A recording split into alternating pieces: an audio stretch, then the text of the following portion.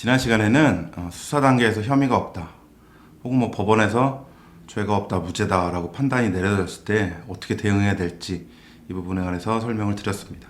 이번에는 마지막으로 손해배상을 위한 민사소송 어떻게 해야 될까라는 겁니다. 손해배상 민사소송을 한다라고 하는 거는 가해자에 대해서 어떤 유죄 판단이든 되었는데 합의든 이렇게 피해배상이든 임의로 배상이 되지 않았기 때문에 민사소송을 해야 되는 이런 상황이라고 보면 되겠죠. 제일 먼저 민사소송을 진행한다는 것 자체가 많이 힘들 겁니다. 피해자로서는 내가 피해를 당했는데 오히려 내가 민사소송을 해서 또 피해 배상을 받아야 된다 라는 부담이 있을 수밖에 없고, 또 민사소송을 하자니 뭐를 알아야 될 것이냐 이런 고민이 있을 수가 있습니다. 그래서 민사소송 절차는 어떻게 진행이 되는지, 손해배상을 받기 어려운 경우에는 어떤 경우들이 있는지, 그러니까 형사소송은 아니지만 민사소송이 가능한 성희롱의 경우에는 또 어떻게 대응을 해야 되는지, 이와 관련된 주제로 한번 설명드리도록 하겠습니다. 결국 고민이 됩니다. 가해자 측에서 합의를 요청을 했는데 피해자 측에서 거부를 했어요. 그리고 나서 나중에 민사소송 걸면 가해자 측에서 괘씸하다고 생각해서 보복을 하면 어떻게 될지라는 걱정이 들 수가 있을 것 같아요. 물론 최근엔 법이 개정이 돼서 합의를 피해자가 원하지 않는다고 하면 일방적으로 공탁을 하는 제도가 있습니다. 그 공탁 금액이 실제 배상받을 피해 배상보단 적다라고 할 때는 별도로 민사소송으로 차액에 대해서는 소송을 걸어야 되는 상황도 발생할 수가 있겠죠. 또 민사소송을 하다 보면 가명으로 민사소송을 진행할 수는 없거든요. 결국 내 개인정보를 가해자가 알 수가 있는데 이 부분이 부담이 될 수가 있겠죠. 또 민사소송을 하면 또 비용이 또 발생하지 않겠습니까? 어떤 법원에 내야 되는 비용이나 변호사를 선임하는 비용이나 이런 부분들이 부담이 될 것 같고, 또 가해자를 형사처벌 시켰으면 충분하지 또 민사소송까지 해야 되느냐 이런 고민이 있는 경우들이 있을 것 같아요. 민사소송 시작 전에 알고 있어야 될 것들을 한번 정리를 해봤습니다. 어떤 경우에 민사소송을 할 수 있을까? 물론 가해자에 대해서 어떤 유죄 판단이 돼야 됩니다. 유죄 판결이 난 경우 당연하겠고, 검찰에서 기소유예 처분을 했다라는 경우도 가능합니다. 합의가 안 됐는데 기소유예 처분했다라는 건 혐의가 있다라는 것이니까 민사소송은 일단 가능하다라고 볼 수가 있겠죠. 범죄가 된다라고 하는 거는 민사상 불법행위입니다. 그건 손해배상을 해야 될 사항이고 당연한 충분 조건이 되는 것이죠. 그러면 누구를 상대로 민사소송을 해야 되냐라는 문제가 있습니다. 당연히 가해자를 상대로 해야겠죠. 근데 그 사람이 미성년자일 경우는 어떻게 하느냐, 나이별로 다를 수가 있는데 그 부모나 보호자를 상대로 해서 민사소송 제기하는 방법이 있습니다. 실제 자력이 있으니까요, 부모가 책임을 져라라고 할 수가 있겠죠. 근데 성인이지만 자력이 좀 애매해요. 그럴 때는 그 소속기관이나 소속 회사에도 책임을 물을 수 있는 경우들이 있습니다.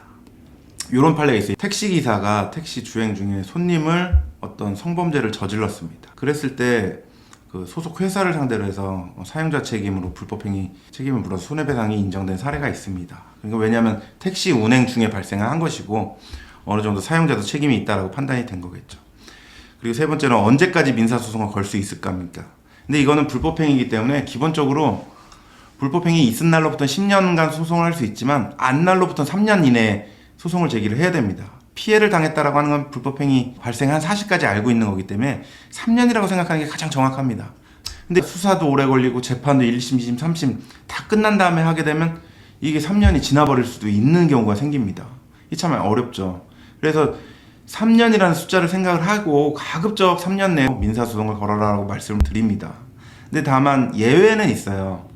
수사에서 무혐의 판단을 했는데 그게 불복을 해가지고 다시 기소가 되거나 아니면 1심에서 무죄가 됐는데 검사가 항소를 해서 그 다음에 2심에서 유죄가 된 경우, 이럴 때는 무죄가 났는데 내가 민사소송 걸 수 있을지에 관해서 의문이 날 수가 있지 않습니까? 그런 기간을 빼주기도 합니다. 예외적으로. 그럴 때는 유죄로 최초 판단된 때로부터 다시 3년이다 라고 이제 예외를 봐주기도 하는데, 예외만 믿다가 그게 안 받아들여질 가능성이 있으니까 최초 범행일로부터 3년 내에는 민사소송 걸어야 된다 이렇게 생각하시는 게 가장 확실할 것 같습니다. 그럼 얼마나 청구할 수 있을까라는 부분인데 사안별로 좀 다를 수는 있겠죠. 손해배상은 보통 세 파트로 나눠집니다.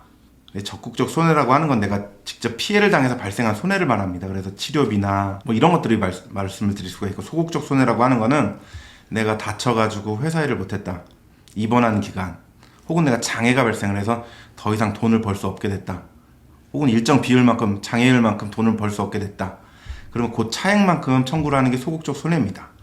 그리고 마지막으로 정신적 피해에 대한 위자료, 이게 각각의 손해가 성격이 다릅니다. 그래서 세 가지를 동시에 청구하는 거다라고 생각을 하시면 좋을 것 같고, 대부분의 경우는 위자료에 거의 다 포섭이 되고 가장 큰 포션을 대부분 여기서 차지를 합니다. 내가 사망하거나 어떤 장애를 엄청 입었다라고 하면 소극적 손해 부분이 가장 큰 포션을 차지하는데 대부분은 위자료다라고 생각을 하시면 좋을 것 같습니다. 불법행위 피해라고 한다면 관할은 세 군데입니다. 내 주소, 피해자 주소, 가해자 주소, 범행 발생지 이 세 군데 중에 적절한 법원을 선택을 해서 소송 제기를 하면 됩니다. 소송 제기는 소장이란 것을 작성을 해서 제출하는 방식을 취하게 되는데 제가 이 부분까지 상세히 설명드리는 건 좀 무리인 것 같고, 소장이란 거는 내가 얼마를 받고 싶습니다 라는 거랑 그 돈을 받기 위해서 어떤 이유 때문입니다, 어떤 증거 때문입니다 라는 것을 첨부한 내용을 소장이라고 합니다. 그리고 민사재판 기간은 소장을 보내주면 피고 측에서 자기도 답변서를 내야 되고, 답변서를 내지 않으면 그냥 원고 청구대로 인용이 되기 때문에 답변서 내는 시간을 줍니다. 그게 최소 30일을 줍니다. 그리고 나는 또 반박을 할 것이고 또 재판기일이 잡히고 이러다 보면 일률적이기는 어려운데 보통 별도의 감정이나 이런 게 필요 없다라고 한다면 6, 7개월 내에는 끝낼 수 있지 않을까라고 저는 생각을 하고 있습니다. 형사 판결까지 나온 상황이라고 한다면 보통 당사자분들 생각하기에는 너무 오래 걸리는 거 아닌가 생각하는데 좀 빠른 기간이거든요. 1심 재판 치고는. 그 정도 알아주시면 좋을 것 같습니다. 그리고 구체적인 민사소송 진행 과정은 서로 서면 공방을 하고 재판기일에 출석을 하고 선고기일을 잡거나 이렇게 합니다. 또 민사소송 중에는 재판장이 이렇게 적절히 합의를 해봐라 라고 해서 조정을 하기도 합니다. 또 만약에 또 가해자의 재산에 대해서 미리 가압류, 재산을 처분하지 못하게 손해배상을 통해서 받아내야 되니까 가압류하는 조치나 이런 것들을 진행하기도 합니다.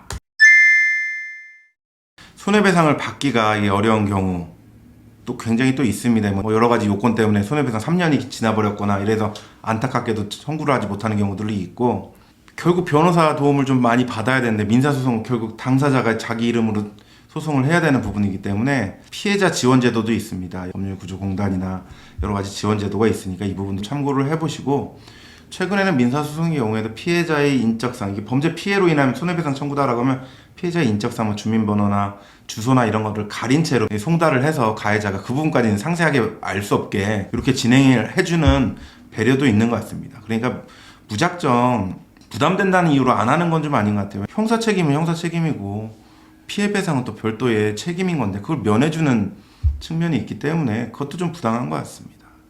그래서 적극적으로 고민을 해보실 필요가 있다라고 생각이 들고, 가해자를 형사 처벌만 시키고 드러나기 싫어가지고 피해자분께서 충분히 손해배상금을 받을 수 있는데도 이게 3년이라는 시효가 이미 지나버려서 다 사라지는 경우들이 굉장히 많습니다.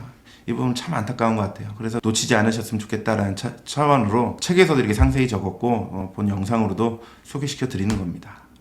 그리고 마지막으로 제가 제 책에서 맨 앞부분에 소개시켜 드렸던 게 성적 피해를 주는 것 중에는 성희롱이 있고 그 중에서는 성범죄성을 갖는 것과 성범죄성을 갖지 않는 거가 있다라고 말씀을 드렸습니다. 그래서 형사소송의 대상, 형사처벌, 범죄는 아니지만 민사소송은 가능한 성희롱을 좀 설명드리고 싶습니다.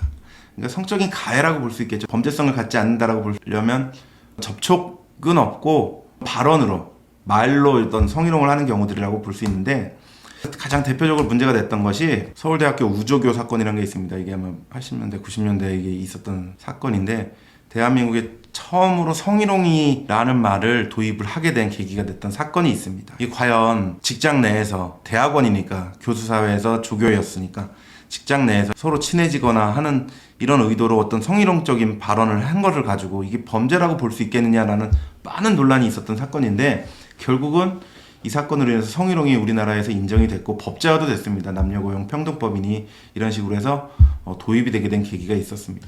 그리고 성희롱과 성범죄의 구별은 제가 좀 전에 설명드린 바와 같습니다. 그리고 직장 내에서 성희롱이 발생을 했을 때는 이 근로기준법상 문제가 같이 발생을 하기 때문에 가해자에 대해서 징계를 요구를 할 수도 있고, 제대로 된 징계를 하지 않고 오히려 나를 해고를 했다라고 한다면 이건 부당해고로서 어떤 문제가 더 발생을 할 수가 있고 문제제기를 할 수가 있겠죠, 법적으로. 또 오히려 성희롱을 한 주체가 사장, 대표자라고 해볼게요. 대표이사라고 한다면 오히려 이런 경우는 스스로 징계를 할 수 없으니까 과태료나 이런 것들을 부과시키는 방법도 있습니다. 이거는 근로기준법상 노동위원회나 노동관서에다가 문제제기를 해서 진정을 해서 문제되는 경우들이 있습니다. 그래서 이상으로 성범죄와 관련해서 제 책의 내용을 전반적으로 쭉 설명을 드렸습니다. 그래서 성범죄란 무엇인가부터 시작을 해서 최종적으로 형사처벌은 됐지만 손해배상 피해 변제를 되지 않았을 때 민사소송을 어떻게 할 것이냐라는 시간 순서로 쭉 배열을 해서 책을 한번 저도 정성껏 써봤습니다. 좋은 제안 주시면 저희도 영상 제작하는데 반영하도록 하겠습니다. 감사합니다.